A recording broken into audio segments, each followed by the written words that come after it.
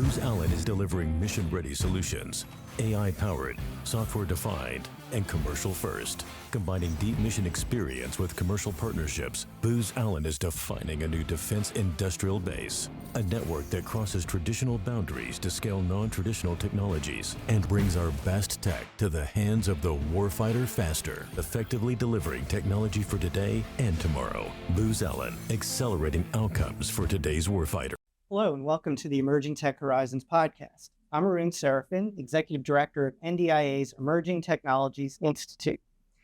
In today's episode, we're going to be exploring the evolution and growing importance of counter-UAS, or counter-drone technologies in modern warfare, tracing its origins and examining why it's become such a strategic priority and a big point of conversation in Washington today. As we have seen in news reports from Ukraine and other places, the drone, counter-drone, cat and mouse game is both serious and real. And because of the speed of innovation, it's also demonstrating how quickly technologies and counter-technologies can evolve in times of war.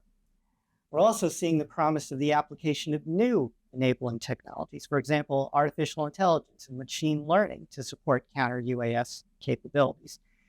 But meeting these rapidly changing threats and taking advantage of the rapidly improving technologies is going to require industry and government to better understand each other and better align their practices, their investments, and even their cultures to deliver the best new systems to our nation's warfighters. On today's episode to discuss these issues and more, I'm pleased to be joined by two special guests from our great sponsor, Booz Allen Hamilton. We've got Todd Krakowski and Kelley Norton. Thanks for joining us. Thanks for having me. Todd is a director at Booz Allen Hamilton and its Defense Technology Group and is one of the key creators of something called Tactical Assault Kit, TAC, which is a revolutionary government off-the-shelf situational awareness platform. He was instrumental in scaling TAC from an early prototype into what is now a globally adopted solution, leveraged by over 500,000 users across military, homeland security, and federal law enforcement. Sitting next to him is Kelley Norton, who's a systems engineer and software project lead for Booz Allen's Small Unmanned Air Defense Systems program, supporting the Air Force's counter-drone and base defense operations efforts. Among other things, she leads the program to include outfitting sites with Tactical Awareness Kit, the TAC under a slightly different name, as I understand it, and their command and control suites. Todd and Kelley, thanks again for joining us. To dive right in, let me give you both a chance to give you one-sentence intros there. Tell me a little bit more about your backgrounds and how you got to Booz Allen. Todd, you want to start? Yeah, sure. Well, I'm a technologist at heart. I got a computer science degree before it was popular and started my career at a company called Par Government around 2004. Booz Allen acquired Par Government a little bit more than a year and a half ago. And so I came from Par Government as a vice president, joined Booz Allen as a director in the Warfighter Technology Group. And I'm just super enthused to be here and talk about some counter drone technology with you today. Great. Kelley? Yeah, I graduated mechanical engineer from Boston originally and bounced around a bit and came back to Boston right when the counter drone program was starting at Hanscom Air Force Base. So jumped on with Booz Allen as an industrial mechanical engineer, moved into a lot of the systems engineering, test, fielding for the Air Force specifically, and I've enjoyed it and been here ever since. Kelley, very simply, to level set for everyone, why are we talking about counter-UAS so much these days? Right. So when I came on board in 2018, it was 2015, 16, 17. The urgent and emergent threat documentation came through with budget for capabilities and counter-drone over in Europe, or in the Middle East, in the States. That's when everything started up. There was a lot of repurposing of counter IED, a little bit of CRAM technology, but that's when everything... CRAM is the counter... rockets and mortar, yeah. Stuff like that. There's a lot of tech needed in the field. Drones, small drones were becoming prolific globally. But that's when basically the money and teaming started flowing. And it stemmed from real world operational events. For example, I guess the use that we're seeing in Ukraine. Yes. So earlier days, but they were still everywhere. The mission then, if you think about, okay, as I understand this, drones are pretty cheap. I can go buy one from any store. I suppose I can outfit them with anything I want. And then if I can do that from a drone I can buy at like Walmart, I'm imagining higher end threats are just unbelievable of what you could possibly see. So talk me through, Todd, a little bit about the counter side of this, right? Why is this such a difficult mission? And what are we thinking about, especially deploying that mission to warfighters on the edge? Yeah, I think you framed it really nicely. Anybody can get this technology. It's accessible. There is no regulation for buying a drone. There's no background check for buying a drone. And to be able to improvise that into something that could be dangerous is relatively easy to do. The tricky part with counter UAS is that there isn't a one-size-fits-all approach to doing a detect and a defeat. You really have to understand the threat, what type of drone it is, the complexity, where are you exposed from a physical security perspective. And so there's just a lot of different variables when you put something in the air relative to what we're, used to seeing with ground-based threats. The air just creates a different challenge for us because it's really hard to control that space in general. You can't keep shooting them out of the sky with really exquisite weapons. That doesn't scale. And you have to, in the counter UAS space, you have to understand that the $300 hobbyist drone is just as dangerous as the $3,000 or $3 million drone from a state actor. So it's a very complex scenario. Because in theory, they could all be outfitted with some form of weapon, I suppose. Correct. Right? Mm-hmm. Or at least threat or appearance of threat. Correct. So just to get at that for a second, what is the difference then between the hobbyist drone and the, let's say, Chinese-made high-end drone? Is it maneuverability, control? What's the difference? I think Kelley can probably back me up on this or correct me, but a lot of it's the data link. So where does the pilot need to be relative to where the drone operates? Is it line of sight? Is it beyond line of sight? Some of those really sophisticated data link systems make it very hard to identify where the pilot is or where they need to be from a remote piloted perspective. I don't know, anything you want to add to that? Yeah, so the threat is as dangerous as the pilot, as you said. So a better pilot, you have more maneuverability, you have better flight paths.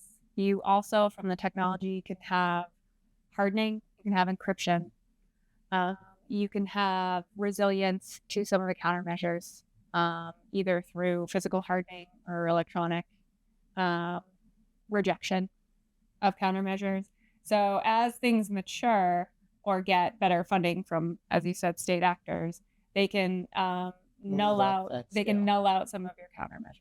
And I'm assuming that Pentagon has to prepare for the highest end threat, but you do a lot of work with the Department of Homeland Security also, for example, and I'm assuming they also have to be prepared for these slightly higher end threats as well. Right. So as you said, there's no one size fits all, and the system that's going to help you defeat the hobbyist or the less educated pilot is not going to be the same system that's going to help you get after the guy who knows what he's been doing and has been part of the pipeline for much longer.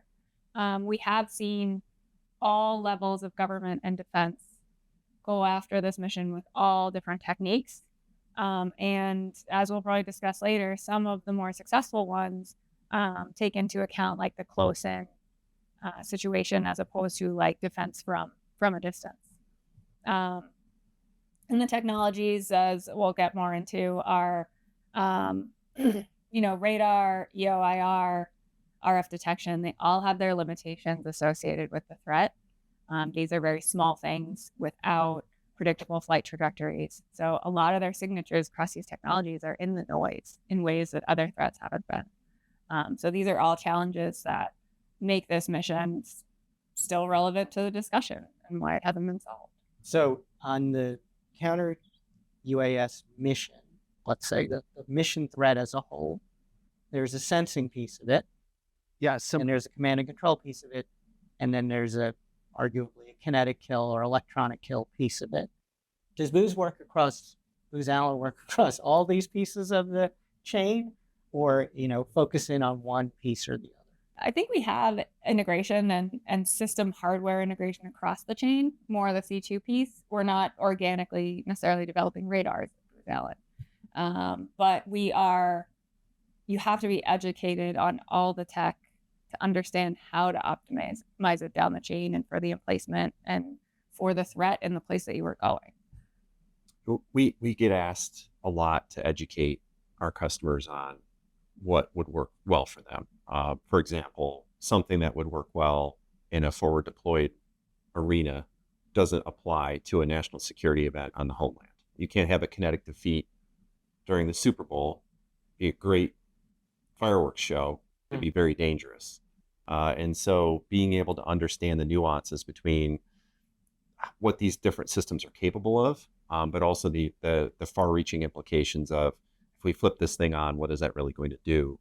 And how safe are the people that are subject to the threat? So there's a lot of different things where we don't build the hardware, but we kind of bring the interoperability piece to life that make each of these systems work together in the right domain. When I think about the counter-UAS technologies that I've heard about over the years, some of them are weird, like nets and things like that. Some of them are super sophisticated, directed energy systems and high-powered microwaves, things like that. It was surprising to hear you say that this came out of a counter rockets and mortars kind of world. What's your sense of how we're doing with technology development for this counter-UAS mission? I see signs of some positive application of heavy compute and AI at edge devices, especially in the RF domain, where I see some struggle is within the front end sensors of the radars and cameras having finite ranges for the pure physics of the equation. So when we talk about applying AI and ML to a mission like this, you have to apply it where you are collecting more data than you can currently handle versus when you are at finite data collection. And that's all you're going to get from that sensor, because then your AI ML is not going to be able to improve per se. When it comes to the kinetics, to Todd's point, it really depends where you are. Our first education in the Middle East of this mission before Ukraine kicked off, that was heavier on kinetics. And as we moved up to Ukraine, we saw a lot of the alternative techs and the EW techs as the bigger focus, and the pluses and minuses that the successes and losses they were having in the field.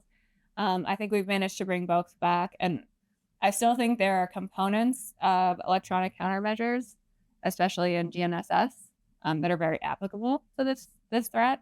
But I do think that low-cost kinetics, and like it might take a drone to kill a drone, is where we land. But low-cost kinetics are where everybody is going out of just sort of downflect. When you think about what's happening in Ukraine right now, describe what is, I don't know if there's such a thing, a typical encounter. What's a typical UAS, counter-UAS engagement look like? What's the numbers? What's the time frame? Are you looking for a big one or a small one? Okay. Okay. I didn't realize there's two different kinds. That's part of the problem, right? They're very different strategies. Yeah. So you can have your kind of far away, louder, easier to detect flying tortilla chip. Yeah. And that is more, they can use some of their higher cost countermeasures and they can get more time to detect. And that is a magazine single load. Thing coming over. One thing coming over, fixed wing. Right. Maybe one-way attack. You kind of know what you're dealing with. But that's where you go with your maybe low magazine depth, high cost countermeasure, because that thing can do damage. All right. If I, for example, the super high end, this fancy laser thing I could shoot, right? If that's such a thing ever existed. If it ever existed. Going with the smaller ones, that's a close encounter. That's a dogfight. That's right over your head with that buzzing noise or those blinking lights. You may have some RF sniffers that are sending off an alarm, but that's stuck in cover. And when we think about what we're seeing there now, what we hear about now, are we seeing, large numbers as 10 or large numbers as 100 or what? I'm not sure I can speak to the swarms. I think anywhere in that range we have seen from one time or another. I'm not sure the frequency of closer to the triple digits at a time. I think that's less frequent. But even just a couple could be a scary problem. And to your point, this is very close in engagement. It can be. You're Yes, not seeing them on often a it can radar screen miles away, and you can launch all fighters to stop them or whatever you do, right? These are on top of you. In many cases. Okay. And then I guess just trying to piece things together here. There's things in the air, so many of them, a lot of information. And then you've got to map that to both your sensors, your command and control system, and then your counter effects. It's huge, huge problem. Right. So you have these large 360 dome style sensors, right? And then you have these narrow field of view cameras that you're trying to cue to all these detections to determine what's what in your space. So your kill chain can be a lot longer than you want it to. And so, that's part of the problem of why things can get so close is because of the environmental clutter. And as I stated, their signatures being so close to the noise within your environment creates a lot of false alarms on your screen. So that's something where we would like to apply AI, but for certain technologies, they're not sensitive enough. But the AI is useful just because it can process the data faster than human. Faster, smarter. Smarter equals faster. Yeah, got it. That's where we'd want to apply it to tech that we're bringing in information that we're not yet even able to use at real time. But we have to make sure we're applying it to the sensors that are bringing in information versus those that are just at their limit. And then when you're seeing the real world use in places like Ukraine or the Middle East, I mentioned at the opening a cat and mouse game. Are you seeing drone, then counter drone, and then drone improving to deal with counter drone? What are some examples of that? Yeah, I think you see that pretty regularly. If you take Ukraine as an example, they've adapted very quickly on the offensive side, right? They use fiber optics now. So the signature for the incoming threat is even further reduced because they're flying it by wire, essentially. I think that's the correct term there, but it's a definite one-up game in this space where as soon as the drone gets defeated, the enemy's learning, let's not have that happen again. And they're bringing together, in many cases, low-cost commercially available items to almost MacGyver those solutions, and they're being very effective at doing that. So I do think the cat and mouse game of I'm going to send a drone, then the robotic warfare, if you will, is becoming a reality. Many times from my experience, Kelley might have different experiences, but those drone on drone kinetic defeats are safe for the most part, and they're low cost, and that gives us the ability to. And that means crashing. Yeah, exactly. You see a lot of it on YouTube or LinkedIn or whatever, where they kind of drop in and take it out of the sky just by ramming it. Yeah, when you're looking at kinetics, you're worried about what happens if you overshoot. It's just regular projectile. And then again, there's not a predictable flight path, so you're playing chase. Again, if you're doing a normal projectile with a normal targeting system, you're going to have to fire several to get on target. So that's why they call it LCEI, low cost effectors and interceptors. Very good. Low cost effects. Get the acronyms right. Not that there's not enough acronyms out here, right? Yeah. The point being that they are recoverable if they abandoned, of course. So right now, how is the Pentagon organized in developing these counter-UAS machines? Is it a joint effort? Is it each individual service working on it? What's the role of the DARPAs of the world? Well, we had the Joint Counter-UAS Office, which was recently transitioned into JIADF 401. In both cases, that's been front end of the tech. So like the testing phase, does it actually work? and down selects in that direction, a lot of the R&D funding. Operationally, I think each service has had their own set of specific requirements that they've continued to support. Army, Air Force, Marines, Navy, Coast Guard in some respects.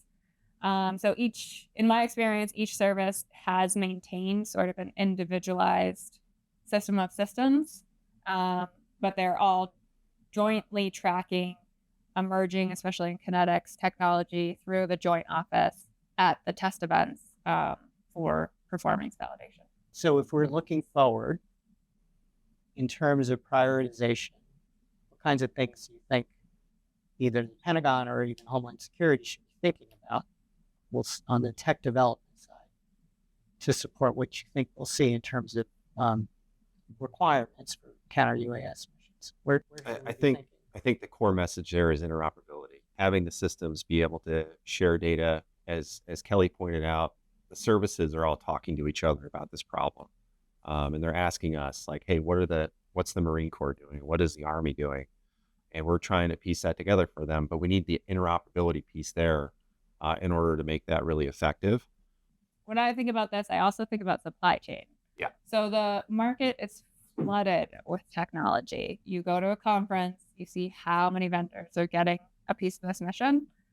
I think consolidating slightly in some ways, like consolidate on a radar band, consolidate on a camera range, consolidate on an RF SDR in some regards. What's an SDR? Software-defined radio. That can sort of start to consolidate the supply chain. You put these in the field, you have to sustain and maintain. And with all the variety currently in the market, that gets difficult at the back end, at the supply chain end, and the maintenance end, and the training end.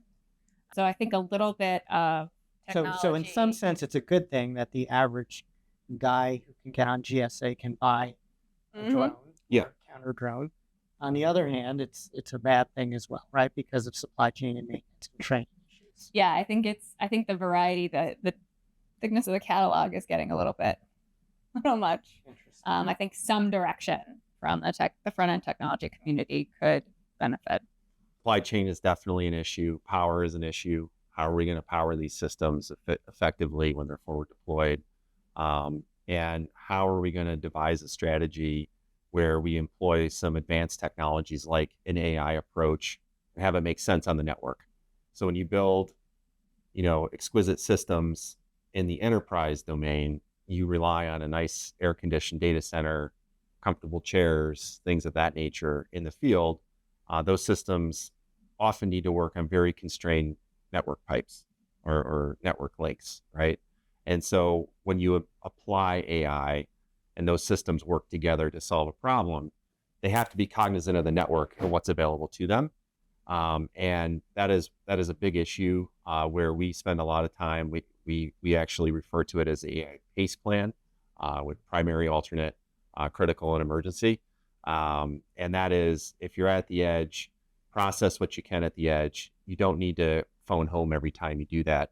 You can just provide the result upstream. So wait, why is that? Because you're processing video or something? Well, video is a big part of it, and that's a lot about what we focus on in the tactical domain. But it's not video in a sense of I'm going to sit there and watch the screen. I'm just using that as a sensor to collect really high fidelity information about what's happening contextually, and then I can use the AI to pick out the important parts. So it's not necessarily a visual medium in that sense, but it's a data channel for us to collect and process. We don't want to have to send 6 streams up the chain over a very tiny, networked environment. We want to be able to process the results locally and then just make one alert back home, because that's going to be effective for employing the next level, whether that's a detect or defeat. So when you talk about this need to provide information processing, for all of these complex command and control systems, I guess I would say I thought those were solved problems because of the availability of commercial cloud solutions. So are you making use of commercial clouds to even support, let's say, a Homeland Security requirement? Because at least it's on the Homeland. Is that helpful at all? Yeah, commercial clouds are definitely a part of the architectures. And you can do compute up there. I think what what we're not talking about is how bad and the disparity, especially in network constrained environments, of downlink versus uplink. Like uplink issues are a real problem. Getting information to the cloud can be a real problem. It's not getting it back down to you or getting it back down to your commanders per se, but getting the data out of your environment can be one of your biggest problems that people really don't talk about a lot. Because it's not designed into the drone. And I assume it's a big power issue as well. It's a power issue, and I think cloud is a tool, right? It's a tool in the tool bag, but it's not something that's going to solve or help us accelerate solving this problem. We do a lot of hybrid work where we're using on-prem capabilities to talk to the cloud when available, but understand that those on-prem capabilities could operate sufficiently by themselves without having the back-end infrastructure to power them for a very long period. The other part of all of this, whether you're in Ukraine or dealing with drones, homeland defense mission, or maybe a counter-drug kind of mission, there's a multinational piece of this as well. So tell me about what the multinational, you're talking about information sharing, and multinational just makes that really complicated. Yeah. So how have you thought through those kinds of things? We've had a lot of experience with that. We're the lead integrator for the Team Awareness Kit, or the Tactical Assault Kit. I'm one of the original developers of that from way back in too many years ago, 2010. And we've seen that technology go from something that the DoD uses or DOW uses to homeland to international, and then being able to use the technology in those joint environments to be able to share data easily. So when we're designing systems and fielding systems, we do fully appreciate and understand data sovereignty in those nations, and being able to aggregate the data from one country to provide it to the next without storing that data long-term and creating issues for that sovereignty piece to be recognized by each of those respective nations. So you can code, to be aligned with policy. Correct. Whatever it happens to be. Yeah. And that's what you're seeing, I think, with a lot of the warfighting technology. It's they're fielding it, they're taking advantage of it. We see that a lot. We're still seeing that a lot in Ukraine with the use of drones, right? But the longer term policy effect, the longer term maintenance effect of that still has to catch up a little bit. And that's where we're stepping in and trying to really accelerate. Hey, what does this mean for you, country X? If you take this technology on, how's that gonna support you and your mission in the long term? So beyond multinational, the other thing is commercial technology, right? We started by saying I can get drones at Walmart. I'm assuming there's a lot of commercial companies that are now coming to the government and foreign governments proposing counter drone solutions. And everyone always wants to embrace as much commercial technology as we can, take advantage of markets, take advantage of commercial innovation. Longtime Capitol Hill staffer myself, it was always difficult for me to understand whether or not the Department of Defense understood how to evaluate commercial technologies, right? How should they think about discerning good from bad technologies? So tell me both the pluses and the minuses here of embracing commercial as part of this mission. So commercial for counter drone is a core part of the technology. Like most of the sensors you see integrated in the major DoD systems aren't necessarily programs of records of the government. They're commercial off-the-shelf products. And evaluating them has, you start with the initial performance, and then looking at security and supply chain is a process that seems to be maturing by necessity within this mission, to make sure that what we're getting in the field is going to support the sustainment chain. But I think that it's been a great influx to the mission from a financial feasibility and financial responsibility standpoint. The downsides I've seen is the modalities associated with this mission, transmitting radars, electronic warfare. The U.S. Territory is not set up for a lot of testing of that equipment in open air, FAA, FCC regulations, 130I authorities. So the actual ability to develop said tech outside the lab has been really stagnated by our own rules. And so that's a part of it that I do think needs more work. If we're going to embrace the commercial tech, we need to give them the avenues to develop it. And the commercial tech is they're not developing lasers, for example, right? But on the sensor side, and I suppose on the C2 side, there are commercial offerings. I think it spans all the tech, because this is a commercial threat. And this is a commercial threat to commercial territories, like you said, stadiums and the like. It's not necessarily new tech. It's using existing tech in new ways. But it is the sponsorship from the government associated with your testing is a key part of your development that just isn't there for the commercial companies that don't have a government sponsor. This is a curiosity question. If I hire a high-end security firm to defend my fancy office complex, these days, are they offering me counter-drone solutions? Sometimes. Really? Yeah. Airports, invest in this type of technology all the time. Other larger venues would have similar concerns from a private security perspective. So I absolutely think it's in the realm of possible. Right. And they're not only worried about kinetic. Yeah, right. Not kinetic. There's more of the sense and warn side. Sense and warn, right? Yeah. And we saw that a lot this past winter with the work that we did with the team awareness kit or tactical assault kit, which is a government off-the-shelf solution that allows users to figure out what's going on around them really quickly. And part of the beauty of TAC is its extensibility. And again, you're going to hear me say it time and time again, its ability to interoperate with other systems. And so a lot of these systems, because they have a C2 component to them, also speak fluently with TAC at the edge. And so you're seeing the private security companies, since TAC is in the public domain, embrace that technology and use it and integrate with counter unmanned and almost replicate some of the things that you're seeing for homeland defense or different areas where they're just doing the sensing piece. Okay, so talk to me about TAC then. I'll start it this way. I think of it basically as an operating system, right? A way of connecting, plugging in lots of different things, sensor-wise, to a giant command and control system to that control weapons effects or other effects. But give me the whole origin story of TAC. Oh, wow. We don't have time for that. We can start. So TAC was originally a research and development project that came out of the Air Force Research Lab in Rome, New York.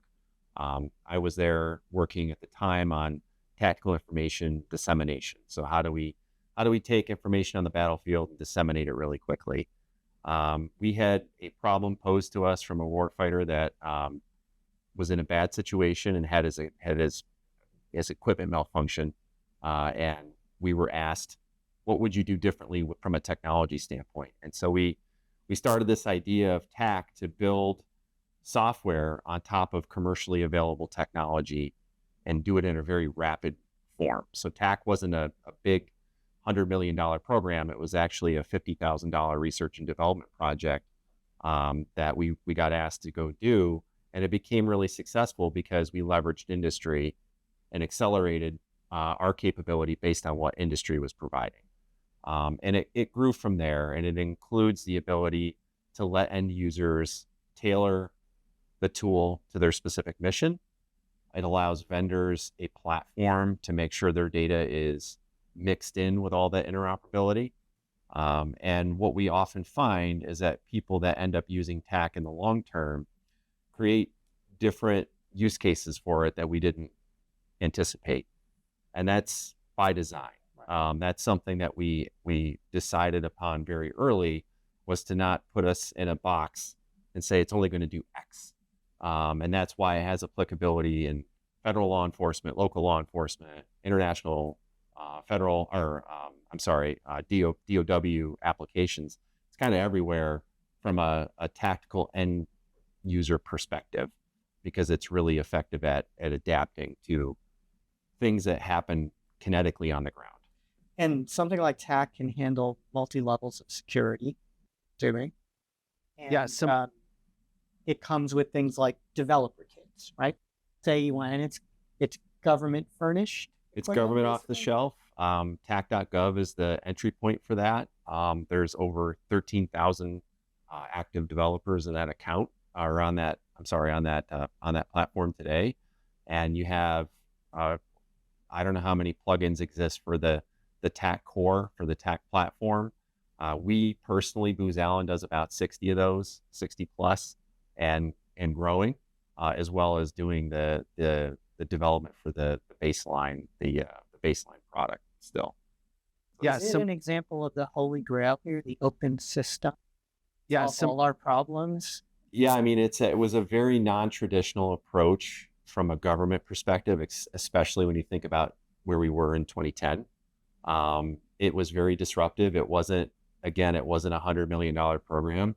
The government at AFRL basically said, you will work with other integrators, you will build this system for us, or you will go home. And it became, kind of unique in that regard. And then with its adoption, it just took on a whole new level of it's like a fan base, like public safety loves it. Yeah. You have a public safety TAC community. You have obviously people that each service in the DOW has their own TAC program. And so it's really spread. And I do think it is. Has it become a little bit open source too? It's on GitHub. Yeah, it's a public domain project. And that's why a lot of our international friends are able to leverage it and use it. That's why public safety is able to get access to it. So it's become a really critical piece of technology. And that's why we think it's really important to be the basis of how we think about counter drone capabilities moving forward. All coming from Air Force Research Lab. I guess Booz Allen as well, but Air Force Research Lab. Yeah, there you go. So tell me now, going forward, what you guys are working on, what are you most excited in the Booz Allen portfolio here on counter UAS that we should be thinking about going forward? So my project right now is counter UAS focused at the lower cost multinodal mobile integrated level. And I think, as I said, applying AI to things like the RF detection, looking seriously at the low cost kinetic interceptors. I just, after being years in this area, I want to solve the mission. Like I want to get there. And I think that it's just a great technology project to be on. We're trying to get to the latest software that Booz Allen is developing, TAC-based and more, is just this really elegant code base, which is able to optimize this whole catalog of sensors, which I'm really excited to be part of that team, newly on that team, and just getting it out there and getting it working for the defenders. I'm pretty passionate about video these days, and not necessarily the type that you watch, but as I mentioned earlier, just using video as a mechanism to capture what's happening in the environment. So that involves orchestrating a bunch of different sensors. That involves using everybody's favorite AI buzzwords to make sense of that data, and do it in a way that works really well for the tactical end user. So we focus heavily on that use case where the plug gets pulled from the wall and you have to operate without a network, limited power, limited equipment, all the constraints that inspire creativity is kind of where we live. And so we're looking forward to using what we learn with the video piece and pieces to be able to help better inform what we can do in the counter UAS domain. Kelley, have we seen someone try autonomous drone counter drone as a demonstration yet? Is that DARPA done something like that yet? I mean, autonomous at what level? Like no man in the loop in any way? Yeah, DARPA style. I don't know that we've let a C2 system decide when to launch the smart drone, smart counter drone. Mm-hmm. I don't think we necessarily should shy away from that. Our biggest limb fact is the positive identification chain. So you certainly don't want it going after a bird because that's just a waste of money, or you don't want it going after something that's not truly a threat. So you guys have all the policy overlay of all the autonomous weapon system debates. Mm-hmm. Mm-hmm. The original requirement in 2015 was fully autonomous. Right. But that was back when we thought radio frequency takeover was going to the thing that solved all of it. Right. So that was very much, hey, we hear the drone, we have the drone, the drone's our drone now, we tell it where to go land. Right. That We're quickly way became past obsolete. Yeah. So that was always the vision, was completely autonomous. No manpower requirement. Got it. But now, since you're shooting, you want this human in the loop, actually. What we really want is to be able to identify the threat at much longer range than we can. The countermeasure is not necessarily the hard part. Okay, last question. Booz Allen is a great NDI member. NDI members stretch from large defense contractors like yourselves to firms with commercial and defense capabilities like yourselves to companies that are smaller and even to universities. Mm-hmm. If I want to start to play more in this space, any one of those, what's your advice to me? Where are the best front doors in government? How do I even get engaged with TAC.gov? How do I get engaged with Booz Allen? Booz Allen creates a lot of opportunities to do that. We have a pretty healthy venture fund where we're looking at the smaller companies and we're bringing their technology forward and partnering with them. And on the back end of that, one of the responsibilities that our team has is helping to create a story to integrate all those pieces together. And so we've got that good mix of big company that has a large understanding of the system level problem with these smaller agile companies that are upstarts being disruptive in the field. And we love that. That's why I stay passionate about TAC, is because I view TAC as a very disruptive technology.